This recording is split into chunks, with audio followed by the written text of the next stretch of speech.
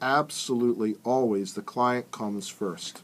This is now the end phase of the representation by an attorney. A settlement is reached, but before I even get to the dollars and the handling, the physical handling of the money, I have to offer some information about the settlement of the case. And we can always go to court and the jury gives you an award or a judge gives you an award. That's what you get.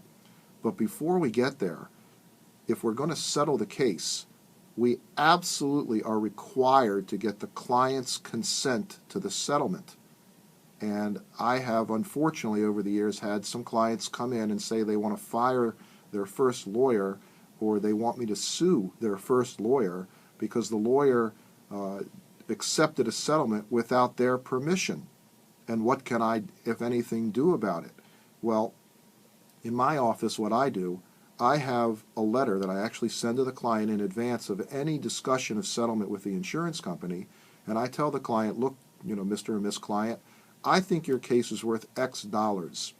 Let me just put a number on that for purposes of our discussion here this morning. Let's say I think their case is worth $10,000. In my letter, I tell them that in order to get the $10,000, I'm going to tell the insurance company I want $21,000 or $22,000 or $23,000, and that leaves room for me to negotiate. Then I send that letter to the client, and I actually spell out in that letter that if we get that $10,000, this is what's going to happen. The attorney's fees come out, we pay the bills, I show them what the bills are and the balance due in the bills, and then there's a bottom line that represents what the client will get after they've recovered all the money, and after all the bills have been paid, and after the lawyer's fee has been paid. This is for you, Mr. or Miss Client. You put this in your pocket. This is the proceeds of settlement, as I like to call it. So I send that letter to the client, and I require that they sign that letter or come talk to me if they disagree.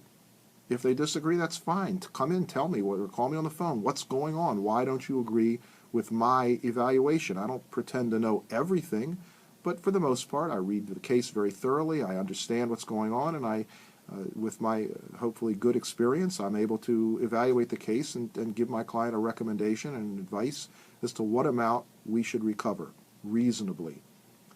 So if a client objects, they call me. They come in, they say, hey, look, this is that, this is this, and they give me some information, and sometimes I change my evaluation. But before I go to the insurance company, I get their signature. So now I send that letter to the insurance company for $23,000, and I tell them, that I want to negotiate with them. I'm not absolutely stuck on 23, and they make an offer, and we go back and forth. And if I can get $10,000 or more, then I know that